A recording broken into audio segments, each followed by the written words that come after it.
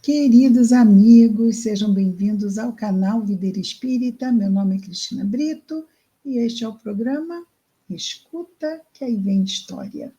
Aqui, todas as semanas, vemos uma história do nosso querido Humberto de Campos, espírito, o irmão X, que trouxe suas histórias para nós através da mediunidade de Chico Xavier. Estamos vendo atualmente as histórias reunidas no livro Reportagens de Além Túmulo, publicado pela Federação Espírita Brasileira. Hoje vamos ver a história de número 15, que tem o título de A Grande Surpresa. E o nosso irmão X vai nos contar aqui a história do Léo Marcondes. Vamos a história deste nosso personagem neste contexto que se intitula A Grande Surpresa. Quem poderia definir a perturbação do desventurado Léo Marcondes, confinado em tenebroso círculo de angústia? Seria difícil relacionar-lhe as lágrimas e padecimentos.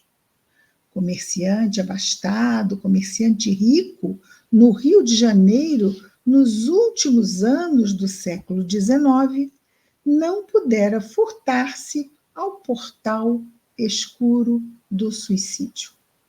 Sim, Léo Marcondes suicidou-se. Um comerciante rico do Rio de Janeiro do final do século XIX. Quando nosso Humberto de Campos diz aqui que não pudera furtar-se ao portal escuro do suicídio.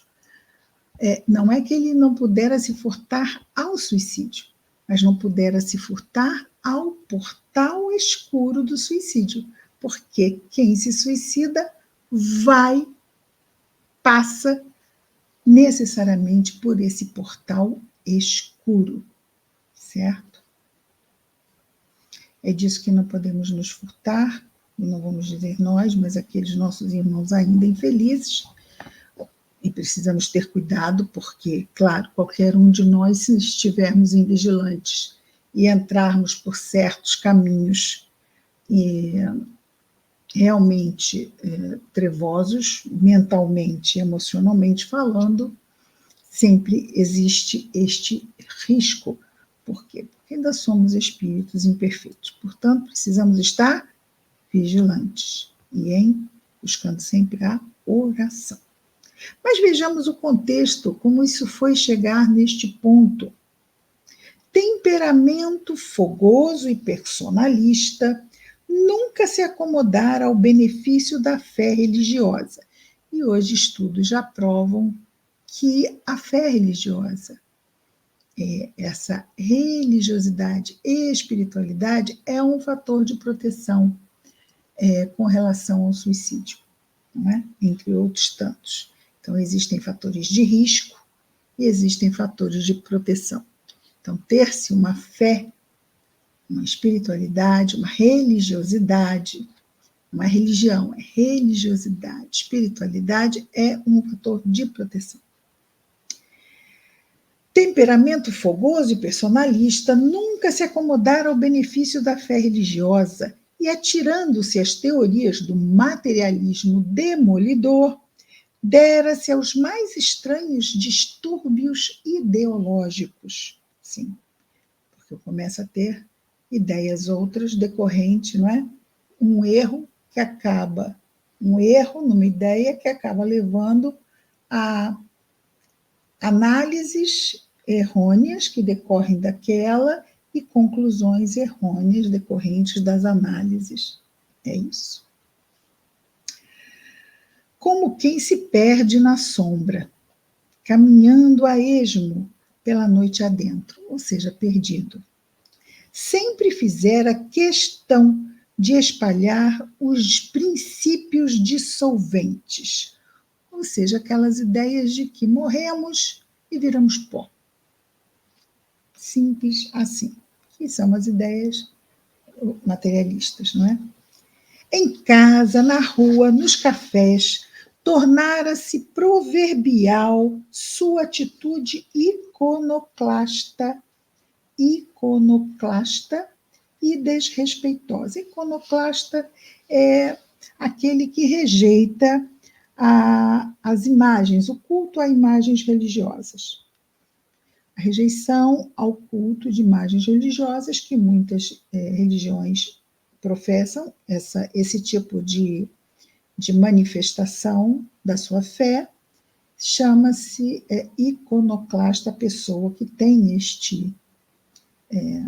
que rejeita esse tipo de manifestação religiosa, que é do outro, não é? Que é da fé daquela pessoa, que deve, sim, por isso que diz que é desrespeitosa, porque as manifestações de fé de quem quer que seja devem ser o quê? Respeitadas. Mas ele não respeitava. Aqui o nosso Léo Marcondes. Saturado de conceitos dos filósofos pessimistas, destacava-se-lhe a palavra pelas afirmativas ingratas e impróprias a respeito da providência divina. Longe de suspeitar dos escritores céticos, quer dizer, ele acatava prontamente o que diziam os escritores céticos, incrédulos, verdadeiros doentes intelectuais, interessados em seduzir atenções alheias ao catre. O catre é aquela cama rústica e pobre que se prende um doente, tá? Mas dentro desse contexto, né? Rústica e pobre, o catre. Então, esses céticos, escritores céticos, compara aqui o nosso Humberto de Campos a verdadeiros doentes intelectuais interessados em seduzir atenções alheias ao catre de ideias enfermiças. Internava-se o nosso Léo sem maior exame no cipoal das mentiras brilhantes. Então, ele foi aceitando aquilo sem questionar e foi lá se enrolando naquelas ideias equivocadas. Ao seu ver, o mundo era vasta casa de miséria e trevas sem limites. A menor contradita desmanchava-se ele em considerações amargas e venenosas. Então, dizia o nosso Léo o seguinte: valores na terra? Onde o desgraçado que poderia manter a perigosa ilusão? Essa, né? De que na terra haveria valores. Valores, claro, morais. Não tivessem qualquer dúvida, se existisse um Criador, e acentuava essas palavras ironicamente, porque, claro, ele não acreditava no Criador, deveria ser expulso da natureza. Então, se houvesse um Criador, esse Criador deveria ser expulso da natureza. Que viam na humanidade infeliz, senão loucura, desolação e sombra impenetrável. Tudo caminhava para a morte, para a eterna extinção. Flores apodrecidas disfarçam os túmulos que escarnecem da esperança mais pura. Muitas vezes, não é? Nos túmulos nós temos anjos, temos imagens que nos inspiram, principalmente não é? Túmulos antigos, jazigos de famílias antigas, imagens que inspiram um céu, um mundo espiritual que acolhe aqueles que ali foram colocados os seus despojos, não é? A carne moça era fantasia, ocultando caveiras de amanhã nos mais belos rostos. Então, tudo era como se fosse um grande desperdício. Toda a natureza, toda a vida, tudo era desperdício, porque tudo acabava em morte. Então, uma pessoa jovem era o quê? Que ele via ali? Ele via um cadáver. Né? Por que vai virar isso aqui? Nada. Realmente é um vazio sem fim, não é? Daí, como é que as ideias materialistas podem, sim, induzir uma pessoa facilmente a acabar com a própria vida? Se está desgostosa ou se as coisas não lá andam como ela queria. Vemos cadáveres em toda parte. Raio dia para transformar-se em noite. Cresce a árvore por sepultar-se na terra ou para queimar-se em terrível desolação. Tudo, né? Até mesmo as árvores. Que é o nosso destino, senão a cópia ridícula desses movimentos viciosos e destruidores? Que seria a alegria humana, senão a luz frágil que se apaga no vendaval das trevas? E que seria a existência, senão a jornada angustiosa para o continente de cinzas sepulcrais, ou seja, cinzas do túmulo? Então, isto tudo aqui está falando o nosso Léo, não é? E aí, continua o nosso narrador dizendo: era inútil qualquer esforço para subtraí-lo de semelhante estado mental. Léo reduzira-se à condição de cego voluntário, segregado em sombras, apesar da alvorada permanente de luz, desprevenido de socorro íntimo em vista da situação de miséria moral a que se dedicara, num momento de excitação profunda, cometeu incompreensível homicídio, eliminando o antigo companheiro de infância. Então vejamos. Porque se deixou exaltar, matou um amigo de forma impulsiva e sem sentido. Claro, um amigo, como assim? Mesmo que não fosse, mas muito mais, não é? Esse choque.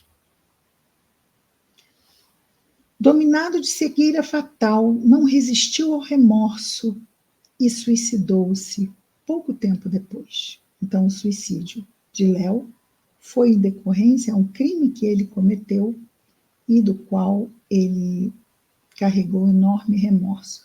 E não deveria, né? Porque se tudo acaba em morte, dentro dessa lógica ilógica, se tudo acaba em morte, o máximo que ele teria feito seria o quê? Abreviar a desdita, né? E do outro se transformar em pó. Mas, veja, o espírito imortal ali, com as leis de Deus pulsando dentro de si, sentiu o peso da transgressão às leis do Pai. E aí não resistiu e sucumbiu ao remorso, arrojando-se então ao suicídio. Anos amargosos e escuros abateram-se-lhe sobre o espírito desventurado. Essas consequências que são mesmo naturais do suicídio. E recomendamos, quem quiser se aprofundar no tema, o livro Memórias de um Suicida, do espírito Camilo Castelo Branco, pela mediunidade de Ivone do Amaral Pereira, também publicação da Federação Espírita Brasileira. Continua o nosso Humberto de Campos falando, não é? Que depois do suicídio ele ficou anos em profundo sofrimento em zonas bastante escuras. Em vão chamava familiares queridos, invocando auxílio espiritual. Tinha a impressão de neblinas geladas, cercando-lhe o caminho no meio de trevas indevassáveis, caindo, sempre caindo. Então, aquela impressão, muitas vezes levada pelo tipo de suicídio escolhido pela pessoa, não é, que cometeu o ato. No círculo de angústias em que se via algemado, recordava a terra, experimentando revolta infinita. Atribuía ao planeta a causa de todos os fracassos, a fonte de todas as amarguras. Na sua desdita, jamais pôde, entretanto, esquecer a esposa, alma simples e generosa, inteiramente consagrada ao bem-estar dele, Léo, nos mínimos incidentes da jornada humana. Lembrava-lhe a figura humilde e meiga, com verdadeiros transportes de amor e reconhecimento. Essa recordação se convertera na única estrela a lhe brilhar no abismo de sombras indefiníveis.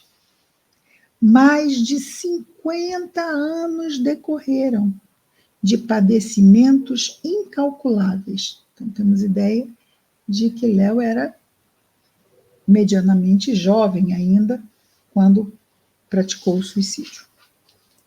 Mais de 50 anos, quando o mísero foi convocado a reorganizar caminhos referentemente ao futuro.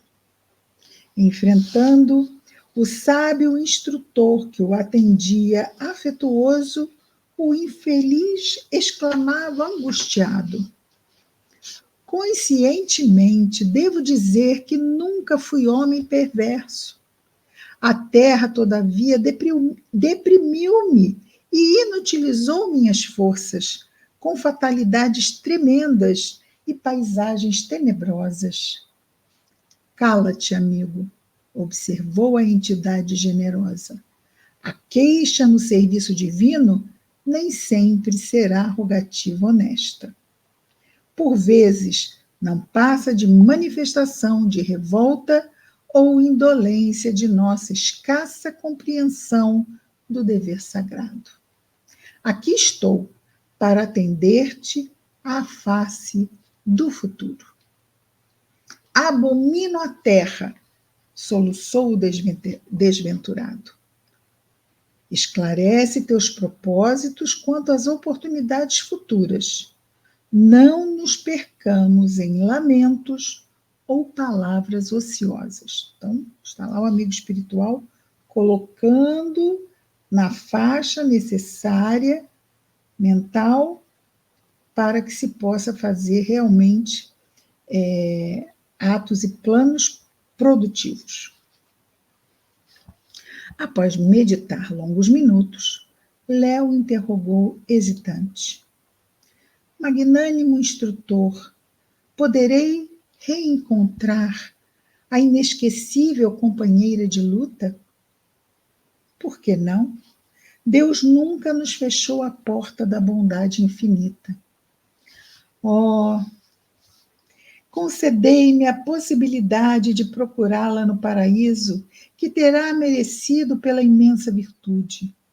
Dai-me a ventura de esquecer por momentos os quadros escuros da terra, a fim de acariciar a ideia do reencontro. Em que estrela maravilhosa permanecerá minha santa?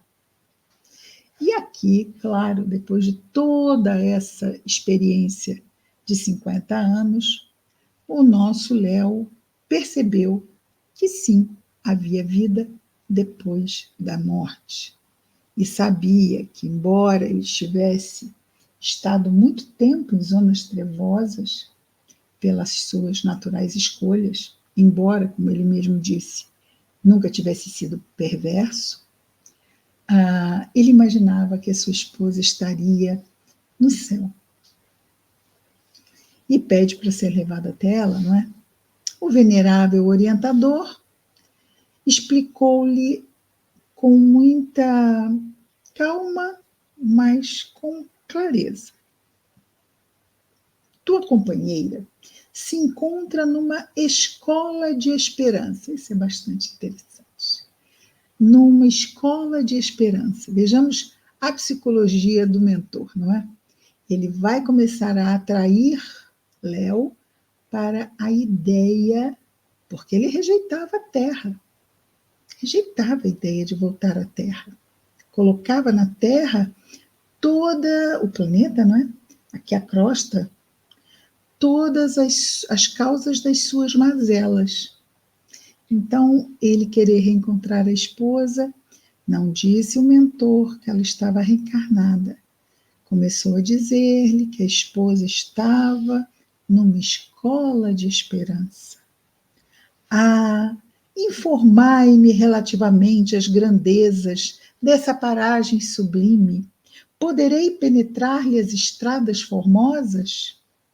Depois de um gesto afirmativo, o mentor acenou com a cabeça que sim, que o desventurado recebeu com transportes de alegria, continuou a falar o bondoso mentor. Trata-se de primorosa região de esperança, onde o nosso Pai tudo preparou, facilitando a edificação das criaturas. Dias deslumbrantes enfeitam-lhe continentes e mares dessa escola, não é de esperança, continentes e mares, repletos de vida sublime e vitoriosa. Árvores amigas lá estendem seus ramos, cheios de frutos suculentos e saborosos. Água divina corre gratuitamente de mananciais cantantes. O barulhinho da água. Cantantes. E na atmosfera embaladora, a claridade e a melodia não encontram obstáculos. Lá se reveste a alma de fluidos adequados ao trabalho. Que fluidos são esses? O corpo físico, não é? Qual operário a receber o traje de serviço segundo as próprias necessidades, sem preocupação de retribuir a mão dadivosa e oculta que lhe concede o benefício. Do quê? Do corpo físico. Esse mesmo corpo físico que ele destruiu, não é? No aprendizado de todos os dias, ouvem-se risos infantis, observam-se esperanças da juventude, recebem-se bênçãos de anciãos idosos coroados de cabelos brancos, não é? E brilhosos.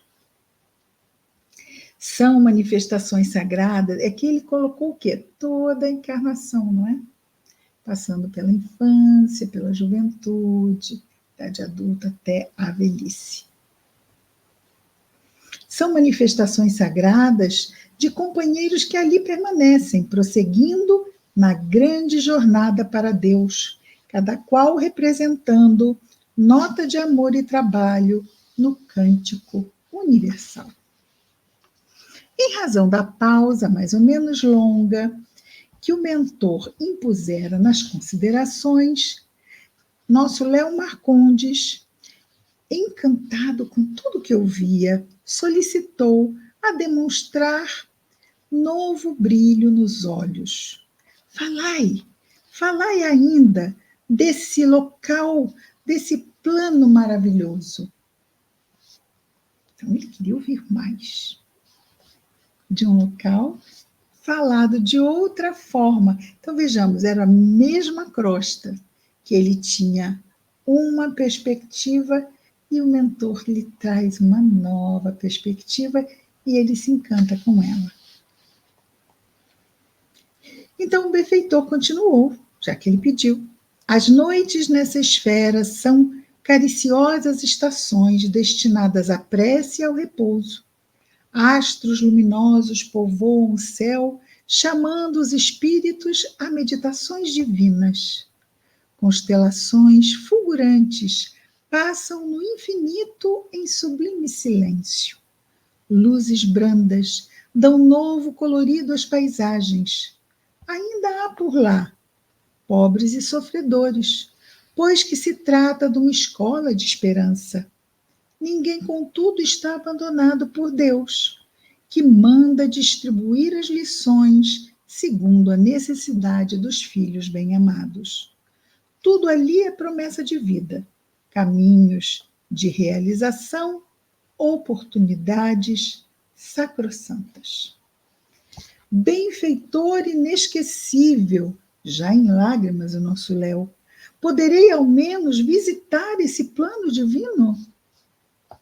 Não somente visitá-lo, como também procurar a companheira em seus caminhos e unir-se novamente a ela no trabalho de Deus, na elevação e resgate justo. Esclareceu, então, o benfeitor com um carinhoso sorriso. O mísero não sabia traduzir a própria alegria.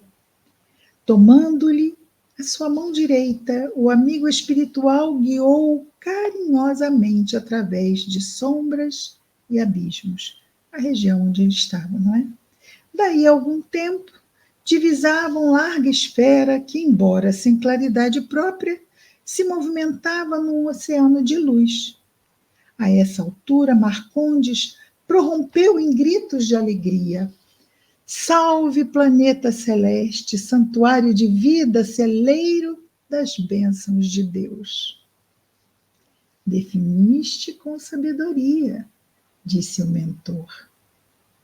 Em alguns minutos, penetraram numa cidade alegre e bulhenta, ou seja, barulhenta. Observou o pobre Léo que o local não lhe era de todo desconhecido. Os morros, o casario, o mar, identificavam a paisagem.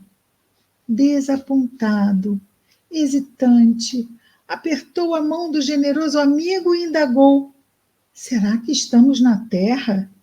Não é esta cidade o Rio de Janeiro? Justamente, responde o mentor. Nunca observei antes tanta magnificência e beleza. Eu bem o sabia. O mentor sabia que realmente ele nunca tinha visto a cidade que Deus lhe ofertara a reencarnar com esta perspectiva, com este ângulo de visão. Mas é que nunca procuraste a escola de esperança que o Pai oferece às criaturas neste plano. Escutaste os filósofos pessimistas, mas foste surdo aos cânticos da vida. Observaste as letras envenenadas que embriagam o cérebro dos homens de teorias aviltantes, mas foste cego ao traço do arado no solo. Por que preferias a indolência das almas rebeldes? O frio te incomodava, a chuva aborrecia, o calor sufocava, o trabalho constituía angústia constante. Em vez de localizar os próprios males, agradava-te identificar os males alheios. Então, em vez de localizar os próprios males teus, gostavas de buscar destacar os males alheios. Voluntariamente enceguecido às lições diárias, tropeçaste no crime e na amargura. Sim, ele, infelizmente, assassinou seu amigo. Guardavas conceito irônico para o ignorante, repreensões ásperas para o infeliz, esquecendo a disciplina de ti mesmo. A força de viver na contemplação dos defeitos e cicatrizes do próximo, nada mais viste em torno do coração, além de ruínas e trevas. Deus, porém, é infinitamente bom e te concede nova oportunidade de elevação no caminho da vida. Outras experiências te aguardam nos dias futuros. Renascerás no mesmo lugar onde levantaste inadvertidamente o braço homicida. Transforma as algemas pesadas em laços de amor. Procura a companheira abnegada que te seguirá os passos amorosamente na senda redentora. Não olhes para trás. Acende a lâmpada generosa da fé, lâmpada essa que ele não acendeu na encarnação anterior, não é? Acende a lâmpada generosa da fé e não temas o assédio das sombras.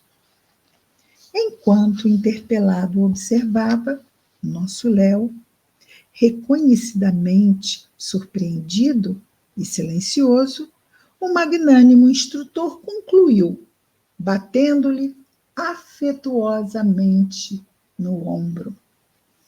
Vai, Marcondes, recomeça a viagem, toma novamente o vagão da experiência humana, mas não atires o corpo pela janela do comboio em movimento. Foi isso, lembra que ele sentia caindo, caindo? Ele se atirou da janela do trem em movimento. Mas não atires o corpo pela janela do comboio em movimento e espera, resignado, a estação do destino. ou seja, a morte no momento em que Deus assim determina. O ex-comerciante agradeceu num gesto mudo. Enquanto o mentor solícito voltava às esferas elevadas, Léo Marcondes era conduzido por outras mãos a uma singela choupana modestamente erguida num dos bairros mais pobres. Vamos lembrar que não era essa a realidade material da encarnação anterior, mas agora ele viveria uma reencarnação expiatória do ato cometido e, é claro, em condições condizentes com as suas necessidades reencarnatórias atuais, não é? Sempre, sempre, ele e todos nós, com nossas vidas marcadas não apenas pela justiça do Pai, mas pela sua misericórdia infinita. Ficamos hoje, então, com a nossa história do nosso caríssimo Léo Marcondes, e a semana que vem estaremos de volta com mais uma história do nosso Escuta, que aí vem história. Até lá, muita paz a todos.